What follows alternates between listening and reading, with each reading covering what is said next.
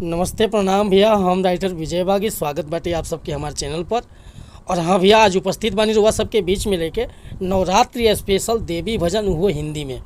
बहुत बढ़िया गीत के रचना के लिए बानी भैया। और दिल से बताओ तनी कि एक नया म्यूजिक बनवा के और बढ़िया ढंग से गायकी कर देतानी तो गाना नवरात्र में 100% बच जाए भैया। बहुत बढ़िया मैटर लिखले बने। तो चलिए देर न करते हुए मैटर के शुरुआत के लिया। लेकिन मैटर शुरुआत करे से पहले भैया एगो बात बतावल चाहब कि रुआ अगर नया सिंगर बानी आ सिंगिंग में इंटरेस्ट बा, अच्छा मैटर के तलाश में भटकतानी, चाहे हिंदी गीत खतरा, चाहे भोजपुरी गीत खतरा, चाहे मगही गीत खतरा, कोनो प्रकार के मैटर लिखवाए बा और वह बढ़िया तुकबंदी नहीं मिलत, बढ़िया गीत नहीं मिलत, मन पसंद के मैटर नहीं मिलत, तो भैया अगर हमरा चैनल पर आ गए बानी तो एकदम निश्चिंत रही, निराश भैया की जरूरत नहीं है।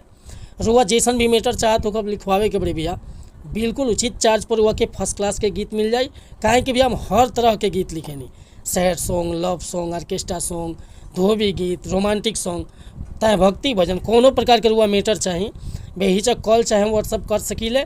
डिस्क्रिप्शन में हमारा नंबर बा। और कहल चाहे कि चैनल पर पहली बार आए लोग हैं तो चैनल के सब्सक्राइब कर लें, बेल आइकन प्रेस कर लें, ताकि हर रोज़ रुआ नया नया मैटर सुने के, देखे के और गावे के मिलत रही भैया।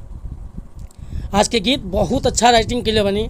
देखी कैसे गाओ बटे मैटर के कि तू ही जीवदानी है, जगत कल्याणी है, आया हूँ तेरे दर पे, हाथ रख सर पे, आया हूँ तेरे दर पे, हाथ रख सर पे, तेरी महिमा न्यारी है, तू सबसे प्यारी है, आया हूँ तेरे दर पे, हाथ रख सर पे, तू ही जीवदानी है, जगत कल्याणी है, आया हूँ तेरे दर पे, हाथ रख सर पे, आया हूँ तेरे दर पे, हाथ रख सर पे।